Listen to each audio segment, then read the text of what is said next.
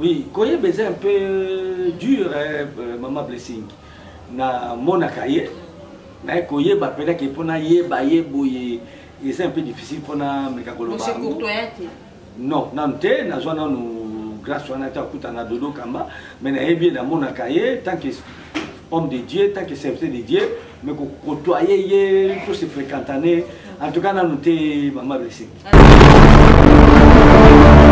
Autour d'abord, bien sûr, ça sont les critères. Il faut avoir un témoignage à Malamu, à marié de moi Simoko, à Mutamu Boulouté, Mutamu Komamela Kamasangate, Mutamu témoignage à Mabete, Mutu Oyawela Kawelakate, Mutu Azali Azana Motema Kokita. Donc, et puis si ma qualité wana, Mutu Azana bonne vie. Yonande Bakikotaye, Azala, évêque Mama Blessing. Oyo, ya bato moni bato batondi kuna, mais ne stade pe bato batonda ka les églises te. Na ndibite l'église pour ça na ba membre, le konde to mona ka ba match beta ba na stade, mais les églises te. Donc ezali erreur o bato masalaka. Bible so ba ke tout d'abord église ali boso. Et sengeli muto ayeba, eza tout d'abord nzoto amutu. Bible le dit que ne savez-vous pas que vous êtes le temple de Dieu et que l'esprit de Dieu habite en vous. Vous avez ma tête, hein? Mais ça faute à soi des aba pasteur ango parce que bisomoko tokomi na kindumba lokola batamuki bisomoko tokomi komela basanga bisomoko tokomi na muyibi bisomoko tokomi na lokosa mbongo tokomi ko wala na ba poste politique mukili. Bon, on a mis ça parce que, quand par exemple, ça les a mais malgré tout, on a ça la gamoté. Donc, attention, on a une différence et égalité. Or, dans mon cas, Malachi Banobi, bon, comment la différence, n'a pas trop servi, Nzambe, n'a pas trop servi, y était. Mais l'autre différence, soit la égalité. Ce que, bah, païen, on va avoir de gagner. Bah, on a une question de bango, tous ça, on a un danse moko. Alors, bah, on a une question sous soutien. Cause à la Gaulois. Ou cause à la warrior et tant que serviteur de Dieu, c'est un péché. Mais c'est un péché. Pardon? C'est un péché. C'est un grand péché. Et ça vaut abomination. Abomination, pasteur. C'est blessing. N'est-ce pas que Naza Gaulois, Naza warrior. Moi, je suis notaire. Moi, je suis un chrétien. Nazali, disciple à Jésus-Christ. Gravement converti. Lavé par le sang de l'agneau. Nazali, mon doigt dit mélancolo, on a enlevé la première son de la trompette.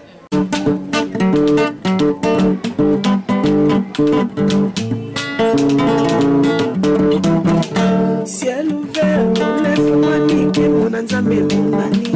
Loboko na tata et c'est moi Nicolas Banina Minaye. Ciel ouvert. Ciel ouvert, ciel ouvert, oh, ciel ouvert, ciel ouvert, oh, ciel ouvert, ciel ouvert, Geko landaka yango, ciel ouvert, Geko tamaka yango, oh, na Vincent Makeba, ciel ouvert. Bonjour, bonsoir, chers fidèles internautes, tout dépend de l'heure à laquelle vous aurez l'occasion de suivre cette très belle émission présentée par votre humble servante, communément appelée Blessing Casemiro de la presse congolaise. Merci pour la confiance et la fidélité que vous accordez à votre chaîne Ciel Ouvert Télévision, la chaîne qui vous édifie partout dans le monde. Aujourd'hui, je ne suis pas seule à mon plateau, je suis accompagnée avec Pasteur Vincent. Avec lui, aujourd'hui, nous allons parler sur le corps du Christ. L'autre, c'est que mon corps du Christ, c'est que panzana na makambo, c'est fertilité, c'est mondaine, et on ne sait plus. Banani bazali ko sala lanzambe avec vérité et banani bazali juste ba matérialiste de tolobaka bazali ko landa ba bien mokili. Si je suis prête avec mon réel à Fongolanga, je vais interviewer le pasteur n'a ko expliquer biso vi ke pas za mosala nanzambe à ko faire comprendre biso ba réalité ozali ko lekana corps du Christ. Pasteur Vincent na passion beauté. Bonsoir la belle Blessing, nzamba le kanoko pambola yo ape susu maele na bososoli pour na bémission kitoko oyo ozo sala. Merci pour l'invitation. Pasteur Vincent, je crois que Dieu fait grâce déjà dans mon en bonne santé. Déjà, santé, c'est bon. Oui, la servante de Dieu est blessing, santé za malamu, malgré moi, ba normali muketo sokolati. Toi, ce sont ba 19, ba 18 ans, on a binoté, hein. Biso to suite comme na ba cinquantaine. Nous autres, en forme, mais ça va quand même par la grâce de Dieu. Santé, zo peut ça bien. Voilà, Pasteur Vincent, aujourd'hui, tozoye basouté ba pasteur soki bosalela nzambe avec vérité ou soit bazali kolanda kaka o ezali ba bien mokili. Déjà j'allais un pingler est-ce que oui pasteur Dodo Kamba? Oui, koye besoin un peu dur maman blessing. Na mona kaye mais koye ba pena ke pona yeba yeboye et c'est un peu difficile pona mekakoloba. C'est courtoyate. Non, nante na zwa nanu grâce wana ta kuta na Dodo Kamba mais na yebi na mona kaye tant que homme de Dieu, tant que serviteur de Dieu, mais qu'on côtoyer, tous ces fréquentaner, en tout cas, nous sommes maman blessing. Alors, pasteur Kakenza? Parce que Kakenza, pendant moko, tout le monde n'a qu'à la musique. Peut-être que tu es dans la télévision, parce que mon inga pe na zamuta média, ça fait longtemps na zole kana émission, ya makasi. Nga pe na mona ke karaboy na ba émission, mais pour tout surtout se fréquenter en tout cas ça moi, et ça na nous pena et salamate. Voilà, si je comprends bien, Koyeba na de loin, comment on a de loin, mais de près, non, besoin d'occasion on a terre au solo là. Mais Pasteur Vincent, expliquez Bissona nous dans un mot évêque, dit au cas évêque, les lois pasteur et bah comment on linga ba benga bango évêque, ba apôtre, ba nan évêque ou aninga kolobanini pour ba tous va comprendre en sens si à moi on a té. C'est blessing et ça moi confusion. Évêque et ça kaka ancien, et ça kaka ancien évêque et ça nango ministère té. Et ça n'a pas vocation té et ça kaka lokola ancien na pas exemple moko ozo sala na chaîne ayo ciel vertivite umeli oza expérience o sali pe ba makamine na chaîne oyo abaki po benga yo ancienne donc ba benga yo évêque na musala ozo sala eza na misala nzambe nde ba benga bato évêque comme na chaîne ba benga yo ancienne donc ancienne blessing c'est pas eza nango ministère té. Alors, qui on peut appeler évêque? Et ça par rapport à âge, ou soit qu'on dit Mélanie Nzambe, ou soit daté, on dit babenga évêque? Non, évêque, et ça acheté. Mais ça par rapport à Moussala Oyo Sali, pas dans Nzambe quoi. Et pas dans Nzambe, nde bako Nzambe akotali sa Moussala Oyo Sali, nde baki ko chayo koma évêque. Donc, pasteur a qui côté évêque. Évangéliste a qui côté évêque. Oui. Donc, apôtre a qui côté évêque. Donc, le 5 ministères, on a appelé ça bassin naie. Bah, côté évêque. N'enga na kambaka église. Ministère, on a appelé singa église. Va de bereka. L'église n'anga, on a appelé singa. N'a pas de évêque qui n'a qu'à église. Voilà. Yomo mtota bango évêque. Oui, Nzambe a talisangai qui neti oyo. Asa ume na musala na ngai et puis asa l'expérience et puis atambola ka malamu parce que Bible pesi ba critère ya mutu akoza l'évêque. Voilà. Dans comment voir qui peut être évêque, ba critère ni esenga ke mutu vraiment il faut à l'évêque na kotambola na ye pour kotambola ba vie privée pe toye ba raté. Lelo je ne sais pas ce qui est mususu yebi ba problème aux que c'est passé dans corps du Christ. To moni ba pasteur ba ba renommé ba za ba grand lelo ba komi ko wele la poste wana. Ce que dites-nous, qui peut être évêque? Quels critères est-ce que Moutou azala évêque? Maman blessing soko na mukanda na Nzambe na livre Tite. Soko batali yango na chapitre 1, wonika tanga kaka 1 mobimba. Ozu livre Tite obanika na chapitre 1 verset 1 ozo kitati okoma na ba 5 ba 6 7 8 au mona basa kolakisa nandi akiko za l'évêque. Donc, évêque, azali mutu autour de la Bible, les autres sont critères. Il faut azala témoignage à malamu, azala marié de moi simoko, azala mutamu bulute, mutamu komba melaka masangate, mutaba témoignage à mabete, mutu oya wela kate, mutu azali azana motema kokita. Donc, et puis si ba qualité wana, mutu azana bonne vie. Yewana nde ba kiko chaye, azala évêque mama blessing. Voilà, lelo comment na basali na Nzambe ko wele la poste. Katia communauté mon ça te dit quoi pasteur? Les autres ça que bateau yo tozo douter na na nzambe kati na bango et puis tozomona ke nzambe pena mutu abenga bango te. Olobi pasteur. Nzambe abenga bango te.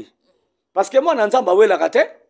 Même Yesu Masiya o azaki na azana ba pouvoir nyonso tout mama blessing. Ata taka bakangaki ye. Akepe koloba akokaki pe koloba na basoda wana bino no sobo koma bakoni. Okay. Bakombe bakoni. Mais asalaki yango te. Jésus azaki kowela na batu te. Ye bitu na ezalaki aya kokufela biso po biso tozwa bomoi. Biso tokosala ba makambo plus que ye te. Parce que biso tozolande toza ba disciple na ye, toza ba apôtre na ye. Comment makambo oyo mettre ça salaki te, c'est blessing biso tokeno salaka yango. Ezotalisika ba benga mate, baza batamukili, mais baza ko bomba mana kombo ya Yesu Masiya. Parce que Bible ezoloba ke esengo na muto akoye sa kimia po etokobenga mamona na Nzambe. Bako baso sa kimia te, donc baza bana Nzambe te, sœur blessing. Baza bana Nzambe te, bango mutu baza na ba église mille bazali kotela, bazali koteya ba bandimi bato ba bongola motema bandimela Nzambe siko bako teya neti ba biso nini parce que bino boza ba pasteur ton déjà bondi ko welela o ezali bien ba bien matériel. Bon ba biso. Sœur blessing église ya munene ezalaka te. OK. Église ya munene ezalaka te. Tobenga ngo munene par rapport à quoi? Pour na batu, pour l'espace. Pour na batu, pour l'espace, ba liaison mo ya bongo. Non, wale za musuni. Église ya munene ezalaka te. La Bible nous dit que là où 2 ou 3 basanga na kombo na nga na za na 4 na bango. Bon, soki bato babi église ya munene, toye koloba ke nkolo Yesu Masiya, donc azaki na ye mobiksi na biso te parce que naye ko surprendre yo Jésus atikala ko za l'église te et puis Jésus azaki na 12 disciples. Donc bandimelaki ye penza, o batambolaki na ye partout, bazaki à 12. Et puis na kanda bango moko azalaki mwana Satana. Alors, Jésus qui est notre maître, oyo azali bokonzi biso azaki na bandimi 12. Ce que tokoloba ke donc azaki faux, po azaki na bato ebele te. De église ya munene ezalaka te. Église ya munene ezalaka mutu andimeli nkolo abongoli motema ne ebongwani ati kosala mabe abali kosala malamu ye wana ndaza munene na miso Nzambe. Voilà. L'église oyo ya bato moni bato batondi kuna mais ne stade pe bato batondaka bez église te. Na ndimi te église mo ezala ba membre lokonde to mona ba match beta ba na stade mais c'est église te. Donc ezali erreur o bato basalaka. Bible so ba ke tout d'abord église ali boso esengeli mutu ayeba eza tout d'abord nzoto ya mutu. Bible dit que ne savez-vous pas que vous êtes le temple de Dieu et que l'esprit de Dieu habite en vous. Première église c'est ça ngwana. Osomona donc somo taso ba église ya munene azotala batu mama blessing azana mabunga pe azana connaissance te ayibi eloko te. Voilà. Alors pourquoi lelo boza lisusu na dignité te devant batu parce que toyebaki ke na kala bande ko banga basali na Nzambe makasi o mona ye mususu serbo alati elamba mokuse so amoni pasteur ne na musika fo akima o mona ye mususu frabo ande kosala eloko moko ya mabe il faut kima pasteur na monete mais aujourd'hui nyonso te koma normal bobangi ya bapasteur ya baserviteur eza lisusu te pourquoi? C'est blessing très bien joué oza matata mais eza faute ya soi-disant bapasteur yango parce que biso moko tokomi na kindumba lokola bato ya mokili biso moko tokomi komela masanga biso moko tokomi na muyibi biso moko tokomi na lokosa mbongo tokomi kowela na baposte ya politique bapasteur bakomi baprésident d'équipe ozo comprendre alors bato sikoyo bakomi komona ke bato oyo toza korespecte tokasi ke bango biso na bango toza différent nzoka toza kaka bato baposa biso tozalaka na yango bao mpe baza na yango ndenge tose comportaka bao mpe baza kose comporte bongo yango moni bavaler mingi ya basali ya Nzambe eza lisusu te mais mama blessing ngai oyo nazoloba na yo naza na valeur parce que nase contrôlaka parce que je suis un serviteur de Dieu e bamaka mingi mpa bamabe oyo presque bato mingi basalaka en tout cas kati na ngai eza te ngai soko tuna ata frère je sois koyebisa yo ke papa na ngai wana toboyi te bereri ya mike eki ozanga te mpo toza banzambe te mais mpo mama blessing omona nga penza na mabunga penza oreproche ngai ezalaka mwa pasi mama blessing eza mwa pasi. Donc si on comprend bien eza ke bino pe bapasteur bokoma na bino na ba loyenge ya bapayen o bapaya basalaka bino mpe bokoma na bino kosala yango respire wana boza nango lisusu te. Oui, oza na raison parce que nasi na mona pasteur à l'équipe na boy na chaîne azokumisa fere. Hein, azokumisa fere. Nasi na mona pasteur azo bakenga na zaka gaulois. Pasteur azondi bakaza gaulois. Ozomona biso na batamukili bon nabi biso parce que nga plaza mosali ya Nzambe te mais malgré tout nga na sala kango te. Donc bato ozomona ke différence ezali te. Or na mukana malachi balobi bokomona la différence na bato ozo servir Nzambe. Na bato ba servir yete mais le différence wana ezalité parce que baba payango ba banga biso ndenge nini bazo na ke biso na bango toza ko bina kaka danse moko alors ba ko banga biso susute or que kalezalaki po mona pasteur na mabe o kage na berere o mona babu ezaki très difficile et ça ko zo ko tsa chamona na diso tonga mais le ça ngo facile pasteur azo le ka na chaîne na bino azo ba ke ngala meleka na masanga par exemple. Babi Bible yango mo te koma bive mais ko tombe na ivresse te yango ba koma ko utiliser biso verset wana. Et ça le kuta. La Bible n'a pas dit ça. Omoni et ça ba verset moko yo ba utiliser kango ngala bengo ça et ça ba verset moko oyo diable apesa bango pona ko bungisa batu. Ozomona donc le ko la batu bazomona ke makamisi bango basalaka biso pe tozo sala yango différence ezali te yango moni crainte wana ya bango pona biso ezali kozanga ezali susu na mitema na bango te mais papa pardon mama mikolo eza koya Nzambe aza papa ba papa aza kola bankolo bokomona su différence wana kozonga parce que Nzambe boya ye akomisa bango polele pe boya yete akomisa bango polele dezo monana boya yete déjà bisel na bango ezofunda ke bo baza ya Nzambe te po kaka batamukili bana misu me babonaka te oko découvrir facilement kaka na bisel na ye. Voilà maman. Voilà tozali ko avancer na émission na biso pasteur Vincent Ote koloba mo elo mo awolbi to lelo to komi komona ba pasteur gaulois to simba no likambo wana kozala gaulois ou cause à la warrior et tant que serviteur de Dieu, c'est un péché. Mais c'est un péché. Pardon? C'est un péché. C'est un grand péché. Et ça coûte abomination. Abomination, pasteur.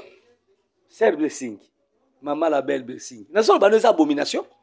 N'est pas de que naza gaulois, naza warrior. Bon, moi je suis noté. Moi je suis un chrétien. Nazali disciple à Jésus-Christ, gravement converti. Lavé par le sang de l'agneau. Nazali, mon toit dit mélancolo, on a enlevé la première son de la trompette. Bon, ce qui n'a commis Gaulois, n'a commis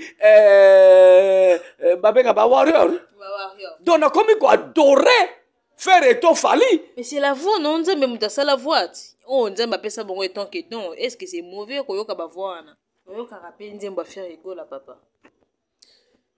Bon, koyo kango est un peu dur, mais son habit que nana yoka te za lukuta. Moni neti na ba TV betaka na ba radio na biso betaka. Donc ngamo na volonté na ngana ko zwate ke nati na yoka ba fere wana non.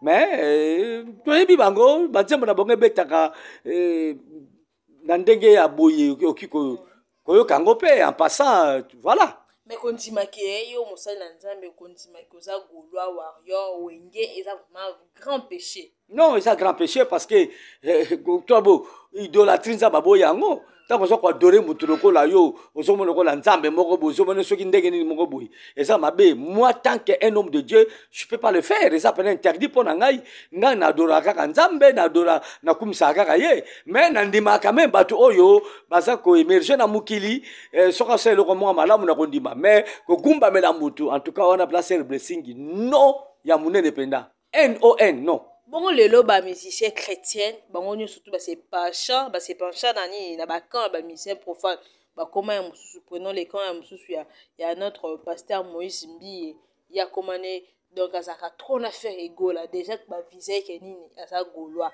nangamo mususu to mona pasteur Mike Kalambai aka trop na fali pour ba viser ke nini asa warrior soko bango bato ba ebi Nzambe ba servir ba serviteur ya Nzambe ba ça rappelle isumu. Et ça, ma soeur. Parce que Mosali Nzambe tout d'abord, Azali Kolo ya batwa nos otanga bakombo. Parce que Nzambe ta bengi apesi vocation. comment yoki kozala golo oki kozala warrior yo zali pour faire oza pour fali to d'abord ba fali ba faire wana esengeli ba commander bana na biso akondima biso to encadrer bango et ba voix kitoko wana ba taille kitoko baza nango wana ba kumisaka nzambe parce que Bible dit que tout ce qui respire nous l'Éternel. Mais ceux qui ont mosali ya nzambe ozotasa bango to bo faiblesse que nazalaka pour oyo nazalaka pour oyo ozomoteke mama ozokomisa ngombe incrédit lisu koleka eza mabe ekosala mate mpona moto abongoli motema ekosala mate nakosenga bandeko wana sûrement bazosala yango base repentir ou bien baza bafaux baza kotasa so nde baza bavrai mais nzambe azomisa mosala bango polele eza mpena malamu mingi te bango nde bato bakomema bandeko wana vers nzambe olike bato bamema bango vers mosala bo basalaka oyo ezoglorifie nzambe te c'est pas bien. Mais dites-nous pasteur bakomema bango vers nzambe comment on dit que bango nyonso tu baza na monde moko baza na ba club moko basalaka babétise esika moko bomema bango pa nzambe ndeni. C'est ça yana bike mama blessing. C'est ça le mal. Oh, batoyo, basala musala ndenge moko na bango, baso komisa bango ba incrédule. Moi est-ce que yo ba fali ba faire na banda nwana bandi melanzambe za soute parce que baso mona ke biso na bango tuzaka ndenge moko, or que tuzaka ndenge moko te. Musique ba beta ke za ndenge moko. Mais ba fo ya musique test ya ba musique ekokanité. Bango baza koyembela banzete bazoyembela basi aki kolinga yo c'est blessing na meki yo te hein. Mais napesi exemple abani ko ba ke blessing na linga kayo missionnaire lokola ni boye munoko no sala lokola boye mais na banze manzambe ki osala mate na banze manzambe bagumba melaka kaka Jésus. Mais comment nango pendeti ba Michel Bakenda ba comment oyembela pe mutu sentir ke nini ayembeli mutu nzembo nzambe te mayembeli mutu mais toyebe ke nini serviteur nzambe. Ba Michel Bakenda baza ba païen. Pardon? Bandeko Michel Bakenda baza ba païen na babongo le monté matin. Mais je te dis la vérité, il faut pas se repentir parce que Michel na bango na polé ke baza ba nzambe te.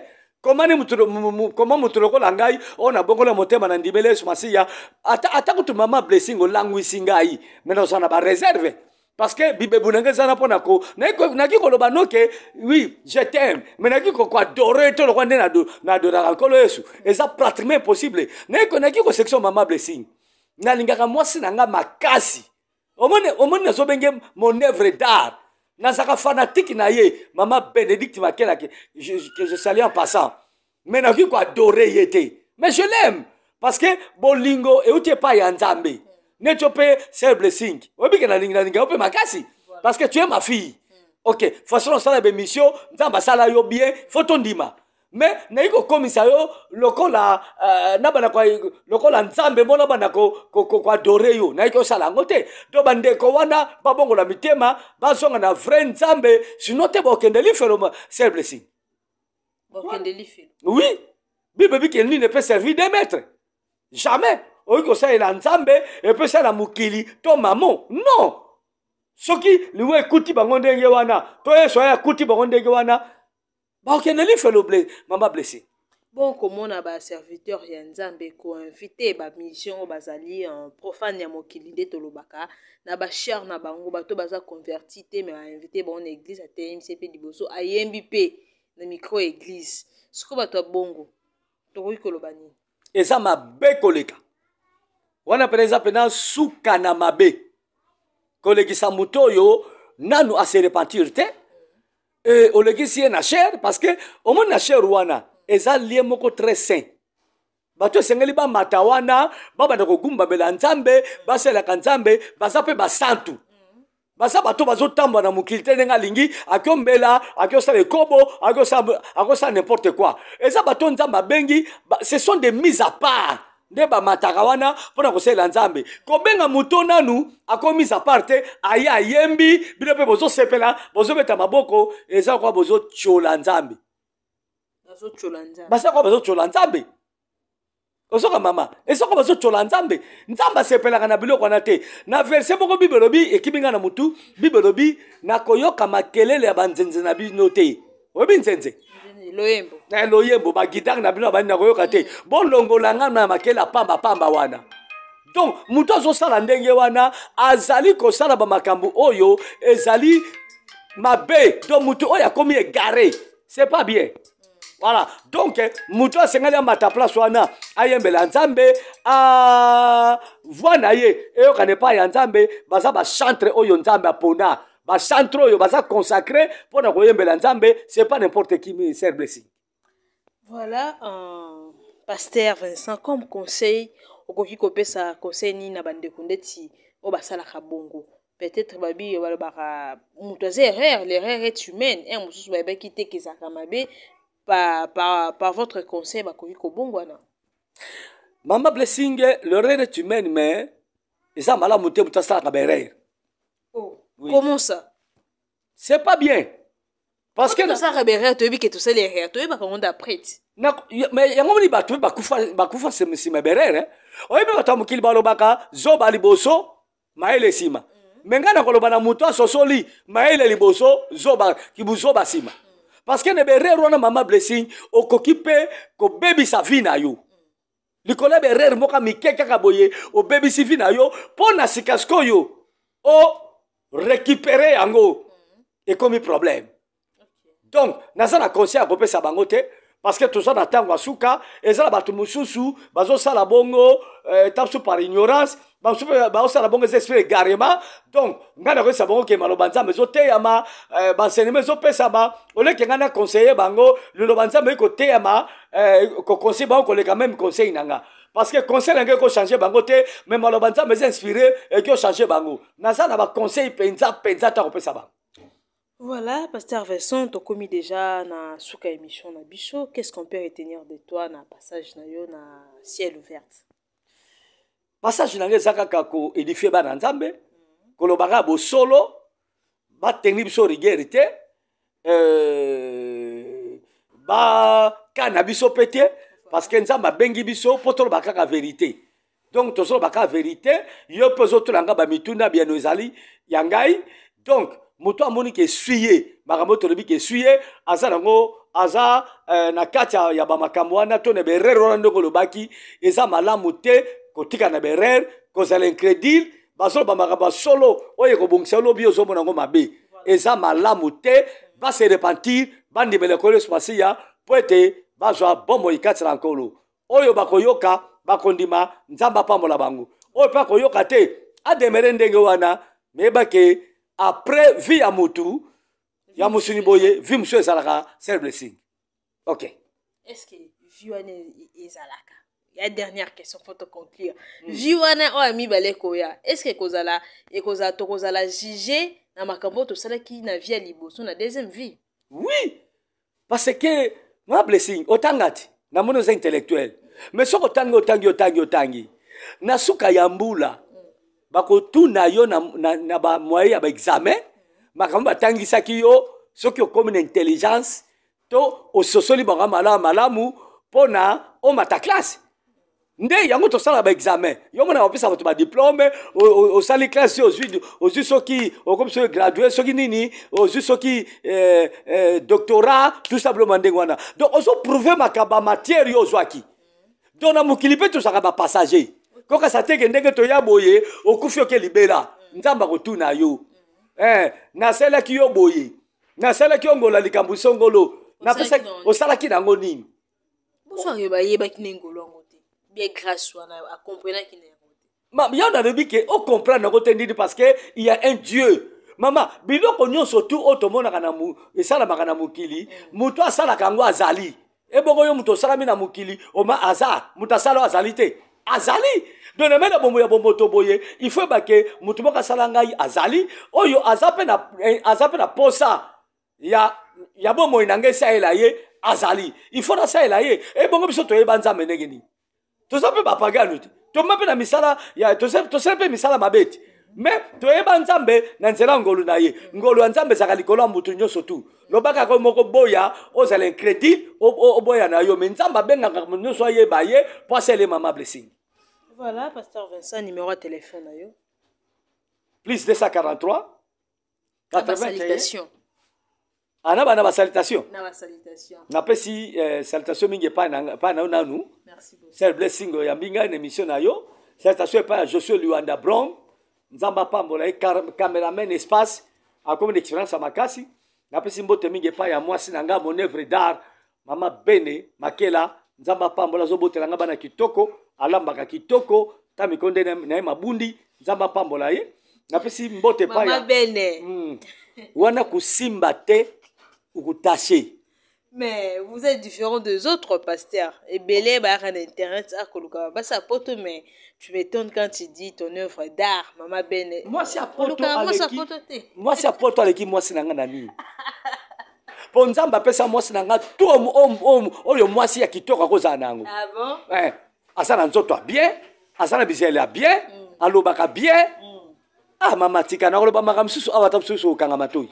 Eh. Nazaka fanatique naï. Vraiment. Oui. Nazaka fanatique ne makasi. Wana kusimba te ukutache. Alors, na pesi mbote na famille na ngai ma famille Makela, bana na nga nyonso précieuse qui encore Belive Makela moi na nga muke non complètement na sala moi kobungisa moi muke ba makambo mais nzamba limbisa tout ça banini moi na nga muke Délice na pesi bayana bango mbote mingi la servante de Dieu Jade Makela nzamba pambola ye omona ke mukolante apeka kitoko lokola yo OK na pesi pe mwana na ngai Plamedi Makela na pesi bokilo na ngai mbote mingi Marcelo na pesi Barashi Marcelo wa pasteur Marcelo pasteur bokilo na ngai Marcelo. Dit Marcelo, moi j'écris que bon, non, Marcelo oya botela ngai moi si kitoko. Comment est Marceline me tokataka Marcelo te. Bien pasteur kasi Marcelo a pasteur. Ah, mama po emission sili. Okotina na pusena lo baba kamusus. Okosan sanga ba makamu awa eza bela malamu te. OK, donc na pesi mbote mingi, na pesi babi docteur. Na pesi mbote mingi, ngabenga ke Dido Yogo. Na pesi mbote mingi, na ndete so na bosa nani bango nyonso so na tani communauté limbisa, moi si nanga ya leki kapi. Moi si apembe, na pesi mbote mingi, pe na baiba so ndibiso. Sans jouer ba nanga poto papa Edi évangéliste maman Nancy mamati papa Nisse Seriguet na Amérique na pesi ba nangai papa Lievin moi si le maman Gigi Mimito Madouda en tout cas basé belé nani susu toyine mikolo oyo Sylvain tozalaki ne awa bango nyonso en tout cas boli misanga bosé belé docteur Joe Bobolibanda nzambe aleka na kopambola bino bolandaka mama blessing na bemiso to sala na ye ekozabo malamu na yo mama blessing nzamba pambola yo apeso mayele olongaka ba tentation nyonso oyo koya au monde internet oyo na lokola bazo mono sala émission o sali pe kombo oyebani keba ba tentation yikampiko ko CDT nzamba ko tombolo mikolo koya okozala meilleure présentatrice ya émission na YouTube. Na sakoli pono déjà. Amen. Voilà, okay. Nous avons reçu notre bénédiction. Moi, j'ai reçu ma part. Donc, comme il y a une émission na biso, Bozaki et Belé, il y a Kolanda biso partout dans le monde. J'ai dit un grand merci à Montréal, Josué Liwanda. Babi, salanga bien, salanga ngando, salanga monté, babi, professionnalisme toujours, ça montre. J'ai dit un grand merci encore. Na bato nyo surtout balinga kanga, bato nyo surtout basutena kanga. Je vous dis un grand merci. Botika la branche, ce continue chaîne na biso, ceux qui nous ont besoin de tout mon année prochainement. Au revoir. Au revoir.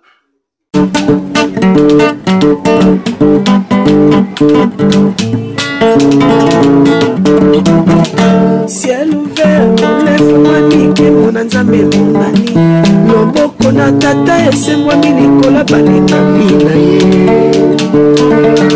ciel ouvert